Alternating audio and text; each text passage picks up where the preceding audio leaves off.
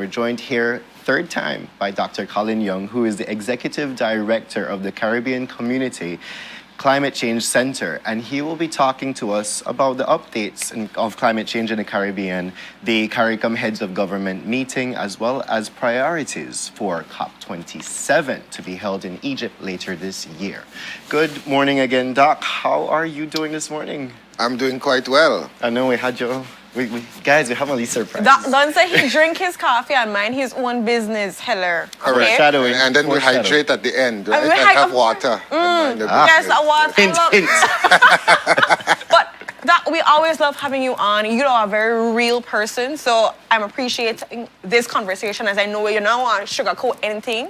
And you're going to tell us the problems and also the perks that we can be able to look forward to. Because we've been meeting, people say all these meetings, but we want to know what's coming from meetings. Right. Because we talk, but is action going to come? Absolutely. And so firstly, you know, we've met for CARICOM just recently, I believe last week, right? Yeah. Last week. And so tell us a little bit what had come from that meeting when it comes to the climate change crisis that we face as, you know, small countries where we detect the heat of everything, literally. Well, as I've said on this show before and multiple places, climate change is really an existential threat to Belizeans and to people in the world that live in small island developing states and low-lying states. The Caribbean Community Climate Change Center is an institution set up by the heads of governments of CARICOM to coordinate the region's response to climate change. And so at the recent meeting, we presented a report as to the outcomes of COP26, this big Glasgow conference that people were saying that was the last best chance this decade to keep 1.5, to stay alive. And essentially what we would have prepared for the heads, as you said, Renata, was to not sugarcoat anything and to say, look, when we went to Glasgow as a region, we wanted 4 things to say, you know what, this would be successful. Yeah. And the truth is, we only got 1. Oh, wow. So 3 out of 4 we failed to achieve. And if I can quickly just say, one is that the science has been absolutely clear that if we're going to stop 1.5 from arriving in the next decade or so, we need to cut back the greenhouse gases, those polluting gases that we're putting in the atmosphere. We have to cut it by 45% by 2030. And then we have to reach a net zero by 2050. What that means that whatever I'm putting up in the air, that I remove the same amount. So that's what we call carbon neutral or net zero. Right. And when we went to Glasgow, we thought, you know, there is enough of the science that this would happen. Unfortunately, we came back on a trajectory to take us to 2.7 degrees. Wow. Still. In fact, the records that we have now based on what countries are doing, by 2030, we're actually going to be increasing emissions by 14%. Wow. So that's a big F in the sense that we did not get that. The second thing is that 20 years ago almost, developed countries promised to give developing countries and vulnerable countries $100 billion per year to help us adapt. By 2020, that is when they're, it's a little warm, but the coffee has and under the most liberal of accounting, the countries have failed to do that.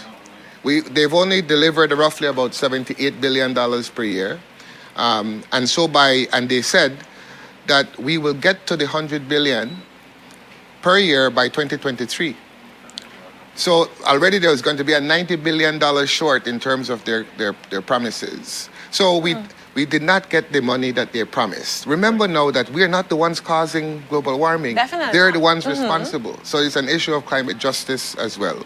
The third thing that we wanted is that, look, we are suffering. The Secretary General of the UN just recently said people are being clobbered by the effects of climate change. He's saying the abdication of the responsibility by the developed countries is criminal, right? And so we wanted a facility where countries that suffer damages and losses because of climate change can be compensated for some of those damages. Well, we came back with a dialogue. We came back with more talk going into COP27, and many of us would see that as some progress, incremental. Is it fast enough? Absolutely not, right? the one thing we got was that we set up the rules to implement the Paris Agreement, the carbon markets and those kinds of things. So what we said to the heads is, look, the situation is absolutely dire, that we have to continue the political pressure, the diplomacy on the major polluters to do more and to do more fast. Right. And so that was the narrative, and then we put out a roadmap in terms of what is it that we have to do between now and COP27. And just for the viewing public, COP27 is the Conference of Parties, over 195 countries in the world. Every year they get together and they try to, developing countries try to advocate, try to lobby, try to get the developed world to do more. And so this is the 26th time that global gathering has met. Right. And next year in Egypt, this year in Egypt, it's going to be the 27th time. Yeah. And it seems that in 27 years, except for we missed a year last year because of COVID, or the year before, right. we have been fighting and saying to the G20 and the G7 countries that, look, you are causing a situation where those of us who are not responsible for causing climate change are suffering, and you need to do more. I mean, it is so essential for these meetings to happen like that. Do you see any implications now, being the current situation in the UK with in Asia with Russia and Ukraine? Well, I mean, it's interesting. Climate change, as I said, it impacts everything. Yeah. But global geopolitics, or in this case, the war in Ukraine caused by Russia, is going to have unintended consequences for everyone, even those of us who are far removed from the situation. We're already feeling it. I heard you talking about the bus, the owners and the fuel costs. But Russia is an important producer of fossil fuels and natural gas. In fact, in terms of as 40% of some of the energy needs of Europe. So the question, as you're already seeing, is that, okay, if Russia is going to not be able to sell that fuel and gas, then where's the demand going to come from? And already you're seeing that the large producers of oil are looking about how they can get more wells. Right. How can they get more natural gas? Remember that when you burn gas and fuel, you're releasing carbon Emissions, dioxide right. and methane into the atmosphere, the same thing that warms up the earth. Right. And so you see the big oil companies looking at where they can get that supply from. We're hoping, developing countries are hoping, small island developing states are hoping that this opportunity would be one where the countries now embrace renewables and renewable energy. Right. Wind, ocean thermal energy, hydro, solar energy, to bridge the gap. Because that is the kind of transition that we need to be able to keep the global temperatures low. Remember, you can't, every additional ton of CO2 and methane, these greenhouse gases that you're putting in the atmosphere, warms the earth. Yeah. And when it warms the earth, then we get a whole bunch of effects. And including things like heat exhaustion and heat stress, because the average daytime temperatures that we're experiencing is hot and hotter. So you might not feel it, except to say that, well, these days it's getting very, very hot. And so when you look at the number of days you would have in a year that is over 100 degrees Fahrenheit, those days are getting more numerous. And so people are realizing they can't work. If you work outside, like in construction and in farming, it Right. becomes unbearable. But we also see the effects on our coral reefs, right? And it's hard to explain this to people who have never been on a reef, who have never snorkeled. I mean, we have the world's second largest barrier reef here, but a lot of Belizeans have not snorkeled it, Yeah. Yeah, they have not haven't seen it. So when we say that warm temperatures are causing the reef to bleach and the corals to get white, Into them. it's foreign to them. But when you look at the science, it tells you we're about to reach 1.5 sometime in the next decade. 70 to 90% of all the reefs in the world will collapse. And I don't want to be Chicken Little, because this is not hyperbole. Right. You know, this is backed by very, very solid science. The best scientists in the world are getting together telling you that if we don't stop this warming planet, the implications and the suffering will be at a scale that is unimaginable. The strong hurricanes that people tend to associate with, because you see those scary images on CNN and the Weather Channel about how massive this storm is, this category 5. And when you're talking about 165, 75 miles an hour monster storm, the science is telling us that those will become more common, more frequent. There's a 70 to 80% chance that they will increase by that level. Wow. So we're talking about devastation. And the thing is a lot of the effects of climate change is what we call slow onset and incremental. Except for the hurricanes that come, destroy, and go, the things like sea level rise, things like the global temperature increase, it's getting a little bit hotter and hotter. It's hard for you to track as a person that, you know, I look outside there today and the sea looks the same level as it was last year or the year before. But the truth is it has gotten by You don't see a little the bit. pictures, yeah. Correct. And then you see the effects of it though. You see the beach eroding in Right. Kaka, in San Pedro, in Hopkins, in Monkey River. Yep. All of those things. You're seeing the freshwater systems that are getting salt water, what we call salinizing of the salt of the fresh water, Right. which means now that it's something that BWS, for example, in Belize would have to start to worry about, because as the sea level rises, Salt. more salt goes up Yep. that Belize River. Yep. And if it gets to where they have their water treatment plant, then the question is they will have to now spend additional money to be able to desalinize that water, which becomes very expensive. So what I'm trying to say is that it's not an academic conversation. We can look around our daily lives and we can see how climate change is impacting Right. everybody. Dr. Young, we know last year for COP26 that Russia and China, huge emitters, were not present at that meeting. And when we're looking at COP27, the excitement might not be as how it was for last year because, of course, you know, there was that big break and like we're coming back to do stuff. But thinking of all that's happening right now, what is the new negotiating strategy to help push, drive, stand a call of attention to all of these huge emitters that might not even be at this meeting to be able to be an alarm and understanding? They need to give us that money. They need to do their commitment. They need to do their part too as well. Yeah, so in terms of the leaders of those countries, they weren't there, but they had their negotiating teams that were at the conference.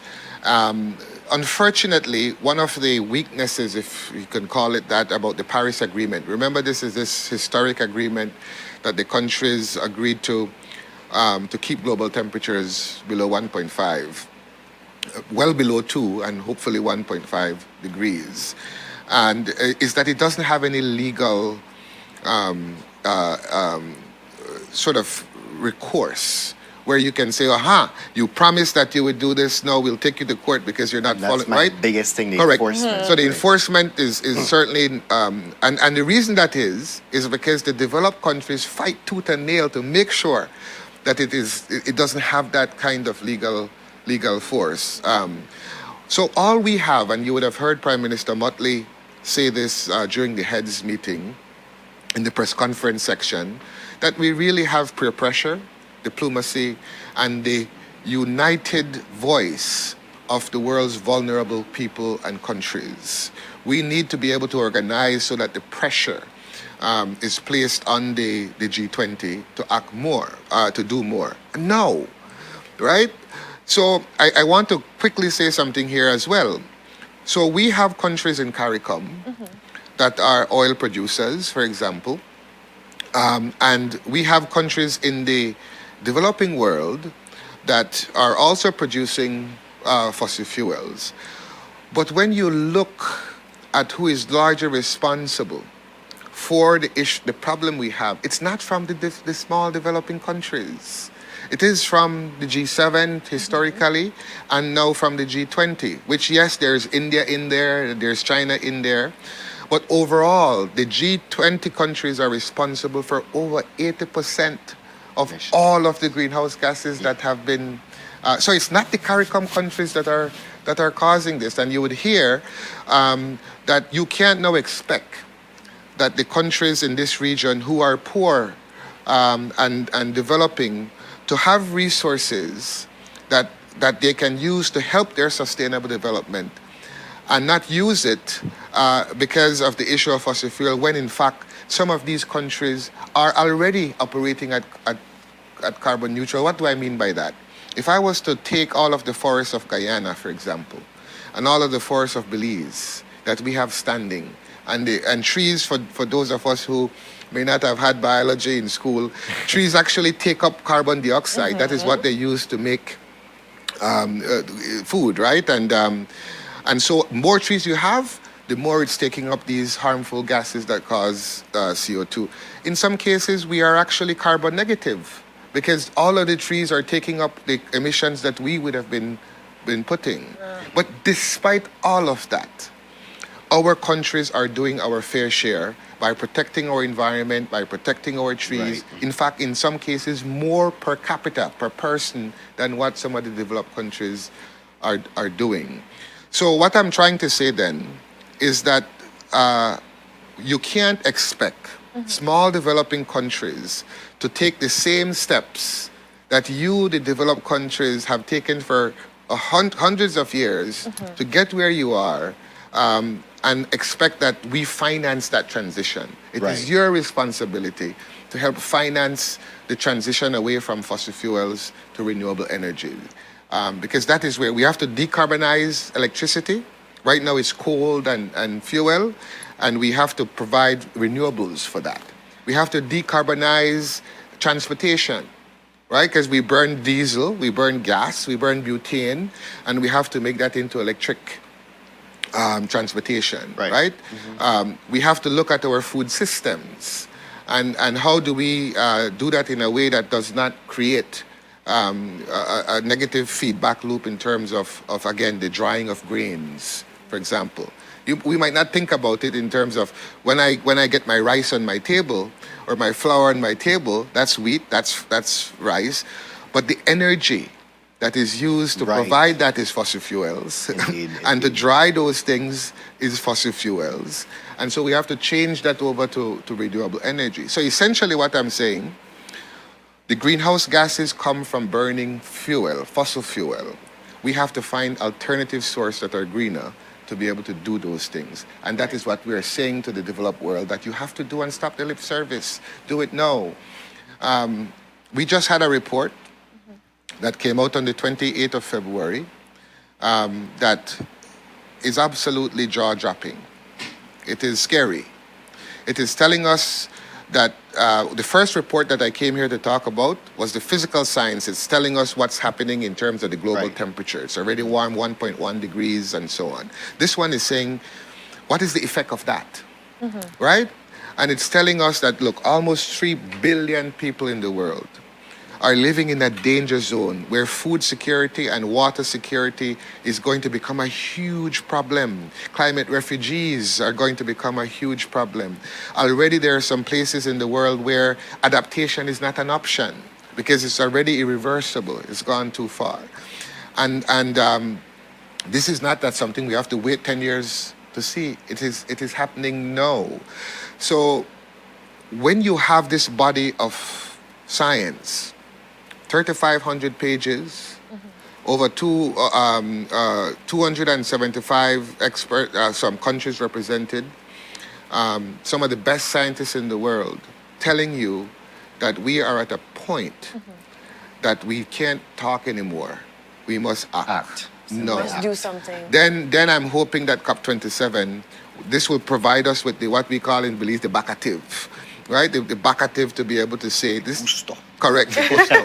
That look, man, stop talk. And so much so, the Secretary General of the UN, as I said, has been absolutely remarkable. I'll use that word. And unafraid in saying that, look, any more delay means death. Delay means death in terms of the action. And that this report is an atlas of human suffering. That is an abdication of that is criminal. This is, coming from the sort of higher levels of the UN. All of that is to say that we are trying to make something that has been abstract for a while, Right. Right? To say how it's impacting people's lives, and we have to do a better job at that because we haven't. We have talked in terms of the political arena, we've talked about it in terms of the academic arena, but now we have to bring it down to the everyday man and woman to understand how climate change is impacting them. The farmers know, Oh, yes. because they feel know, it. yes, they're seeing it.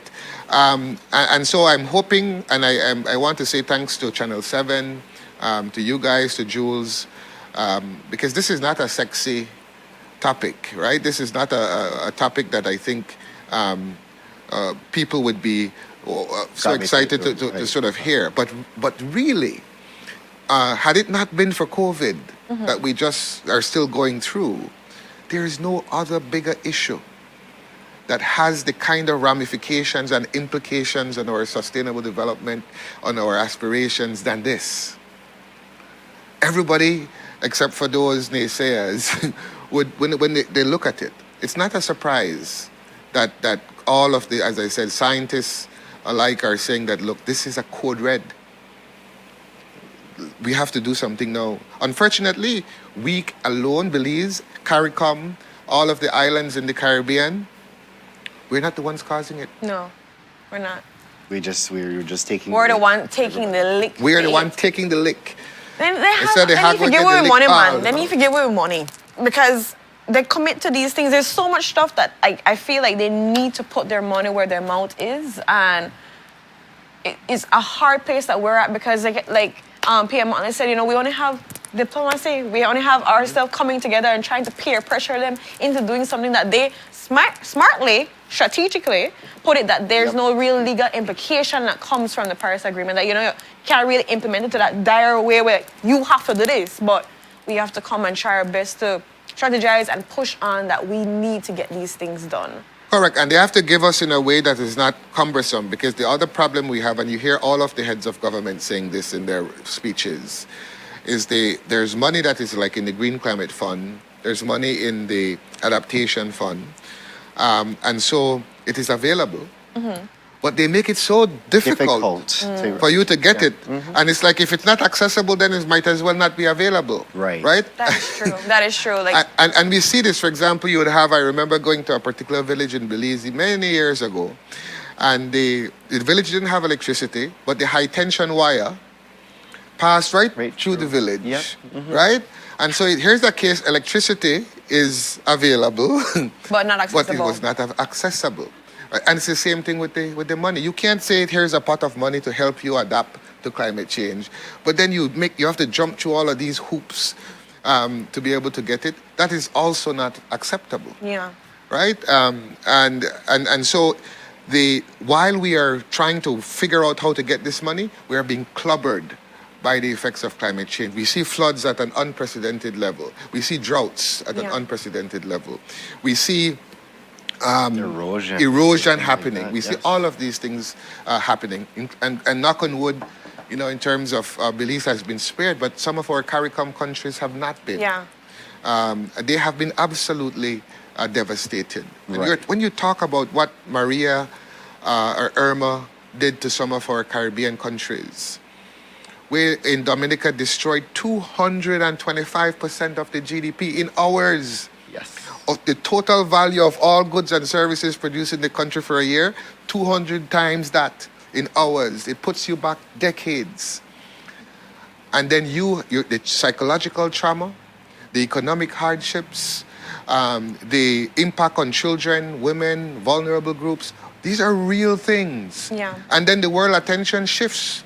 After you show the pictures of all the devastation, exactly, the camera people ain't go somewhere else. And it goes back to what you say, Doc, about relativity. We're in a different part of we might be CARICOM, we might be a Caribbean community, but they happen to we. We not feel it. We are see the picture and we are feel it then. Remorse, yes, let's give some donations. But like you said, people are not thinking that that set them back decades. And then not only decades, but they're still having to fight the current situation of climate change. Absolutely. In fact, there's no guarantee that they would be hit again. It's In a fact, double and the whammy. science is telling us the probability of them being hit again is extremely high. And our turn will come. Yes. Our turn will come. The solidarity, and that is why the solidarity of CARICOM is so important. And that's what the heads agreed with the Ambergrisky Declaration, that the center would have assisted the government of Belize in preparing, is saying that, look, we have to be united because we're in the same pond. Right. Yeah. We're suffering the same effects of climate change. And that solidarity we need to build across the world in terms of the vulnerable people to put that pressure. If I could just ask, as we're closing up the segment, there's a workshop being held today, and it's the National Adaptation Planning for Integrated Water Services Management. Could you tell us a bit about that and what we are to expect from that workshop? This is a project that the center works on behalf of with the government of Belize, that was from the Green Climate Fund, that is looking at a better assessment of groundwater resources in Belize. Water is going to become one of these very, very pressing issues because of climate change. Right. Belize, for most people, you would think that water is abundant everywhere because we see all the rivers and so on. But there's some parts of the country where water is very, very scarce already, and it will become more so.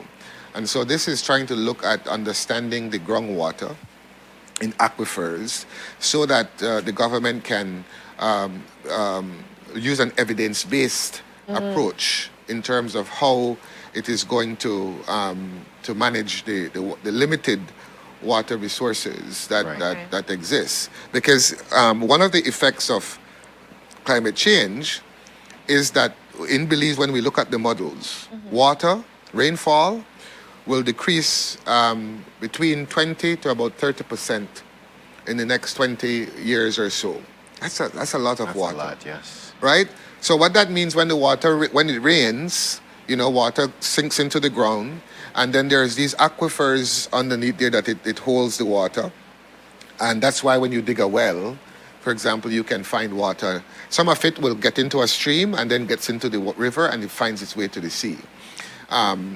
And so you need to know what you have so that when somebody wants to abstract the water and take it out, whether it's for farming or for whatever, how much is there so that you can manage it in an effective way. But if I'm getting less rain because of climate change, it means then that my aquifer is not being recharged at a rate, and eventually it will get to the point where it gets less and less, and like a well, it can get dry.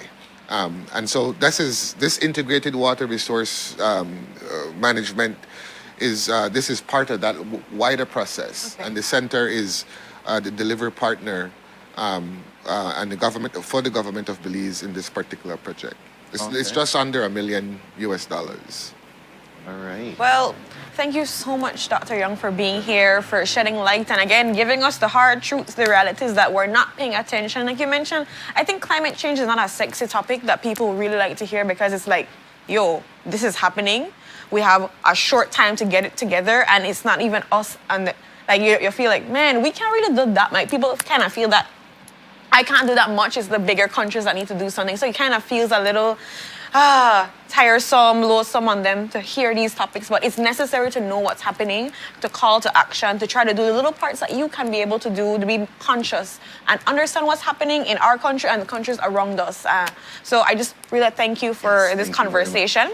And it's his third time here. Let's conserve the water. So on that note of the water meeting, because I call it the water meeting, we would have this today for media and so forth. We're going to be dancing, request by Dr. Young. I never picked this one. I just want to throw that out there because it's a theme song, right?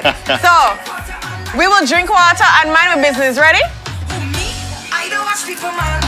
I'm looking for house and land. All right. Cheers. I my own. Watch out! Get it, Doc. Thank you so much for giving us that joy, that water. Wet up the people that life in that sense.